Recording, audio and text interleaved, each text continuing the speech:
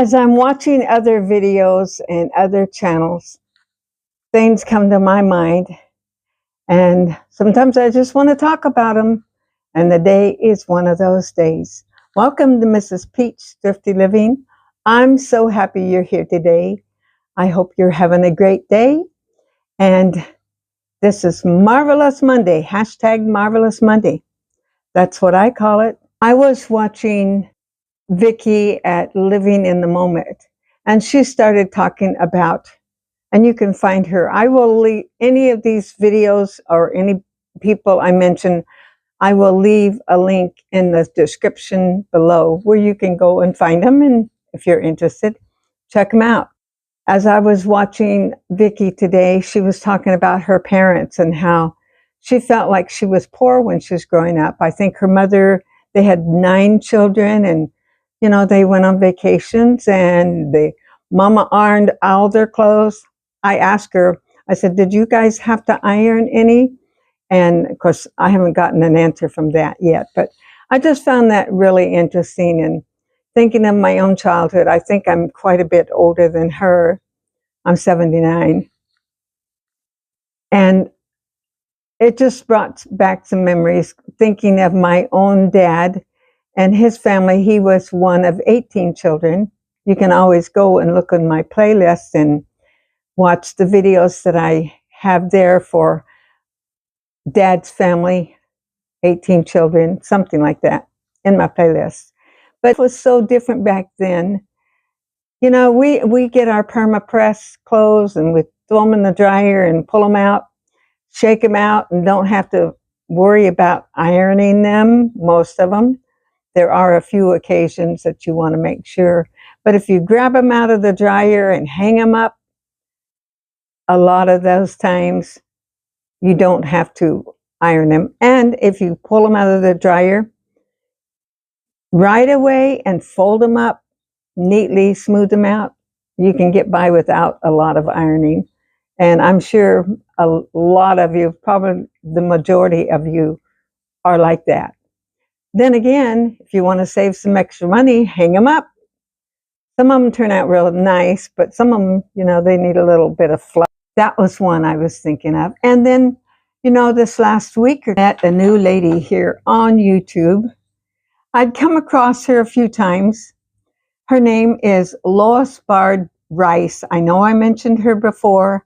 She comes on a lot of times. She usually has a cup of coffee in her hand from McDonald's.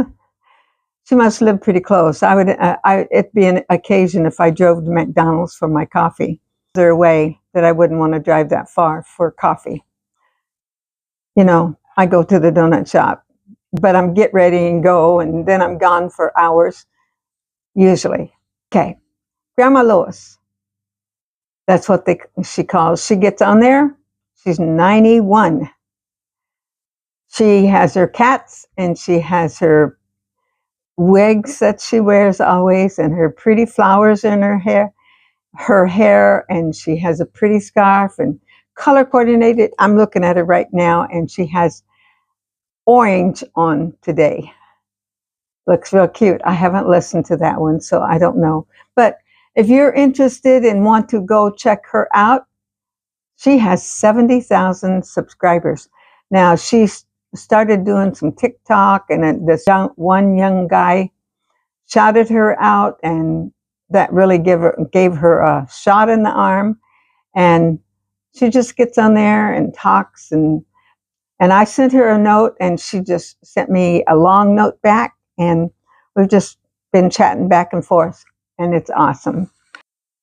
I started watching recently another girl. She has a big channel, and every so often I am interested. I want to make my channel more interesting and people would enjoy it. And I'm sure most all of us that are here that have a YouTube channel wants to do that.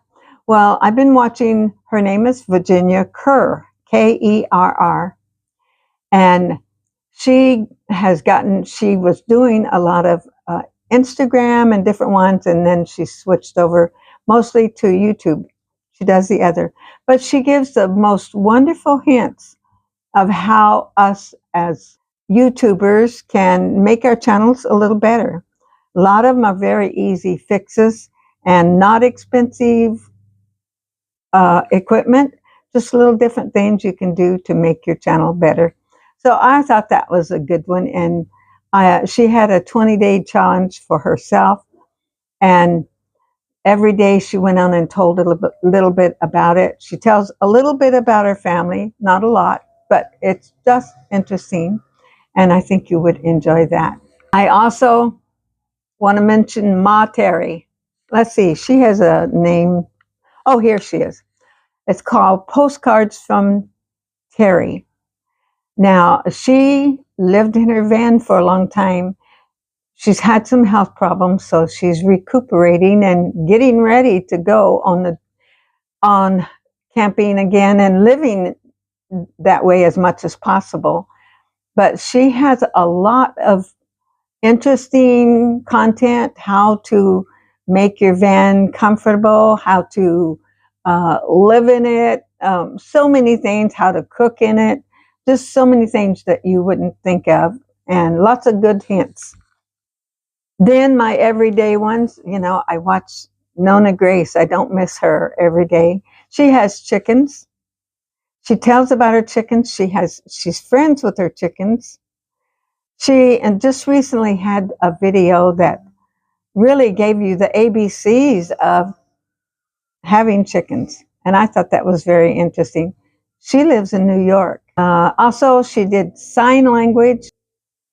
I think I learned a little bit from just watching her. She's a fun one to watch. There are so many. I know I'm going to leave some out. I don't want to make this forever long. I do want to mention Donna Maria.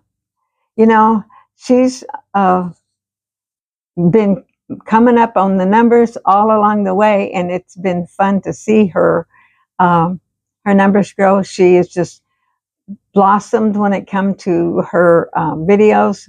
Always interesting. She has a wonderful sense of humor. She's starting collected some dolls. I have too, some. And let's see. She cooks. She does hauls. She has Sammy, her parakeet. Is it parrot? She has Sammy, her bird. It looks like a parakeet, but I think it's another special name. And it's interesting to see her interact with them. And she lives, is it Pennsylvania or back that way? Oh goodness, there's so many, and I'm part of different collabs that I won't mention here, but I mention them every time I'm on. Like I'm part of, I'm not going to mention because I will leave some out. One other girl that's coming up that's doing really good, and she's pretty new. Her name is Jen's Guies, and it's Gen. And she is an artist, and she'll draw from time to time and does different things you can see. She just started getting a doll. She got her first doll. Well, actually, it wasn't her first doll. She did put some on her Cabbage Patch dolls on the other day. That was so interesting. Oh, and I watched Just Nina. Let's see, I think she lives around St. Louis, somewhere close, I think. Reviews and hauls and tells you how you can get in on some of those free things too. And she's really honest. When she tries something, she don't like it, she's going to let you know it. In the craft community, there are several that you could watch if you like to do crafts. I'm not as big on crafts as some of them, but I do like it.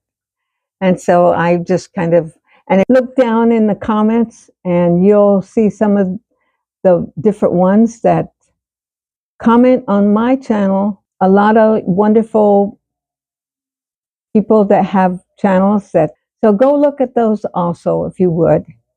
And let's see, my sound quit, so I had to look back to find where I was, and I think I got it right. I was telling you about this. I want to tell you about Tanya at our church. She is the one that She provides the snacks every Sunday, the coffee bar, just before people go into church. If they want, they can come over, and they just have a donation set up for coffee. And she always makes homemade delicious. And she's so kind. She always leaves me something. Look at that. I think it has blueberries. Can't wait to try it. Keep telling her she needs to have a YouTube channel because she is such a wonderful baker and just such a wonderful person that I know she would do good at this. You've seen her on my channel before, different times, when we'd have get-togethers. Tanya's been there. Actually, I think she had one of them on a short. I think she's the one that said, love God and love people. The last thing I want to say is, the election's coming up. I'm not telling you how to vote. That's between you and God. This little article that came across, and it says, how I will vote in November. Now, it's not telling you a person's name, but this is just some of the things to remember as you're looking at the candidates. Let me read them to you, and then I will take a picture of them, if I can at all, and put it on the screen where you can see it. I don't know who the author is. It did not say. Okay, here it is. I will vote for the most pro-life candidate because God hates the shedding of innocent blood. That is found in Proverbs 6:17. God hates the shedding of innocent blood. Okay, the next one is I will vote for the most pro-Israel reduction candidate. God blesses those who bless the house of Israel and curses those that don't. That is found in Genesis 12:3. And the next one is I will vote for the most pro-debt reduction candidate because, hard one, the borrower is servant to the leader. That's Proverbs 22:7. I'm sorry, I keep looking over here. I will vote for the most pro-work candidate because God says, if a man won't work, let him not eat. That's in 2 Thessalonians 3:10. The next one says, I will vote for the most pro-marriage candidate because God is for marriage as defined in Genesis 2:2-4. I will vote for the candidate who most closely believes government's purpose is to reward good and punish evil. That's in Romans 1:3. That's where they found this. I will vote based as close as I can to God's word. That's 2 Timothy 3:16. Okay, you guys, I hope you enjoyed that. I just thought that was awesome. Ask God to give you the wisdom.